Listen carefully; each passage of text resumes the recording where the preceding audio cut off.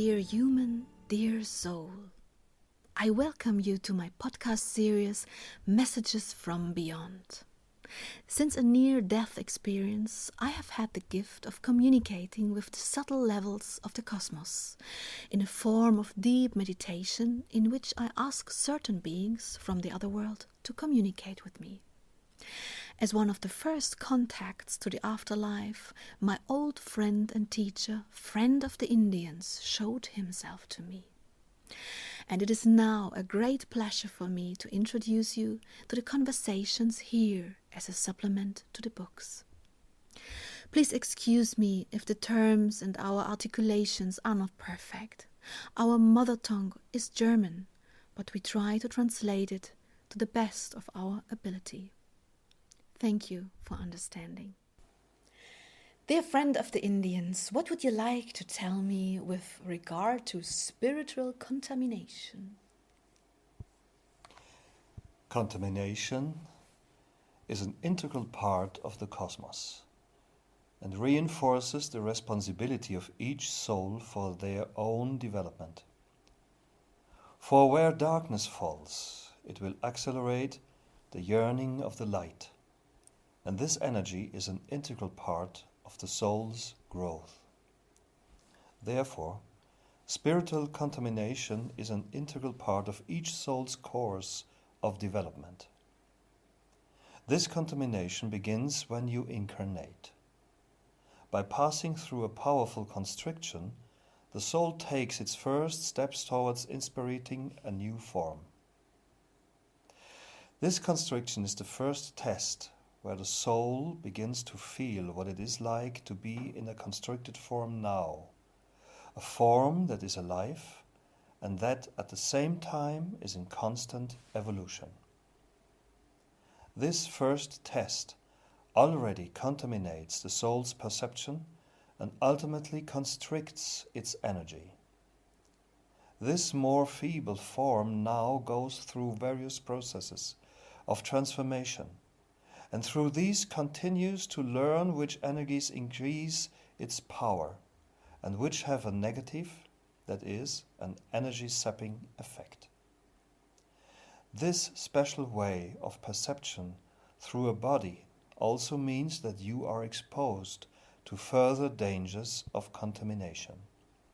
Your food, your thoughts, your deeds, the absence of love and its reverberations, as well as the very effective direct dangers that you are exposed to, will serve to test the soul again and again. Life itself is a continuous test of the light energy inside you through negative influences. Therefore, you must purify yourselves whenever you can and live your joy, because this will elevate your energy time and again. This energy helps you to develop the connection so that you may experience the trials and tribulations of life in a more protected form. The living conditions of each collective spirit which you are within the confines of your countries and religions.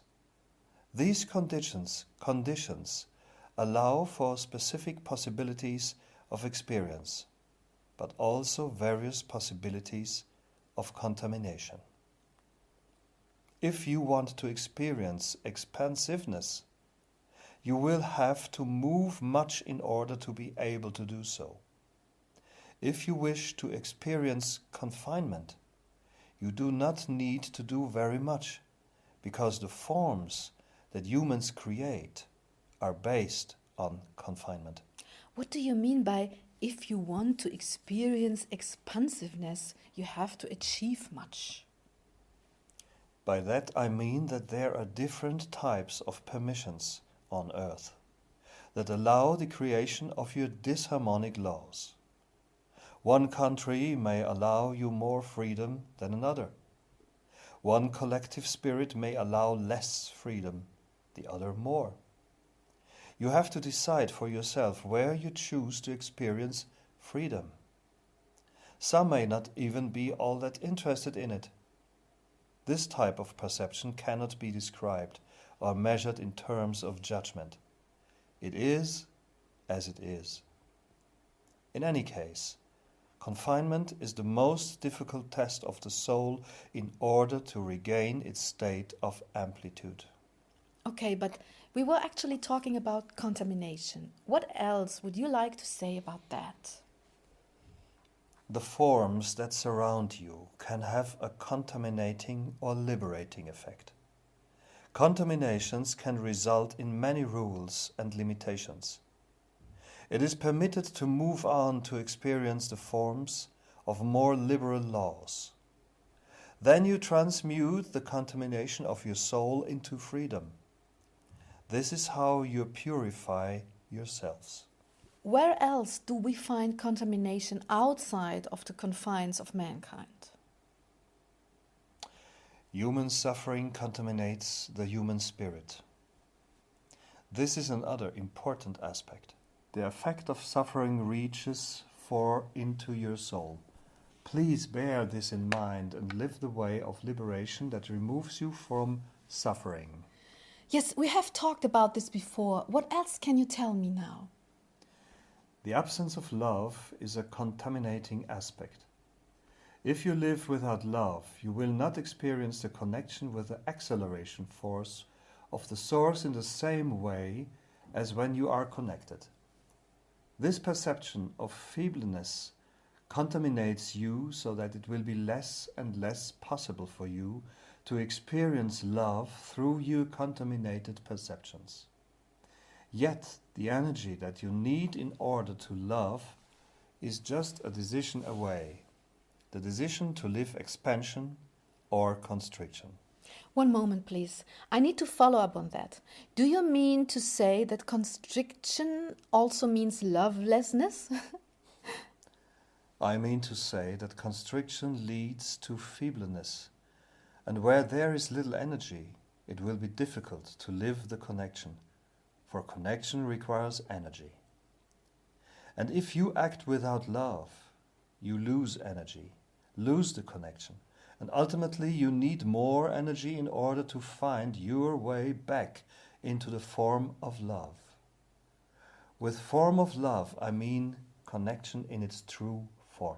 But we are always connected, right? Yes, of course. But your perception of connection determines your experience. This is the essence of this message. And when we are contaminated, we perceive less clearly, less powerful, right? Right. What else would you like to say on this subject?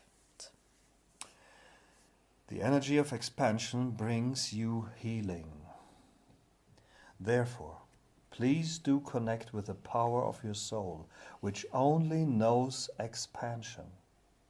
Therefore, please embrace all that allows you to expand and to feel free. May I add something?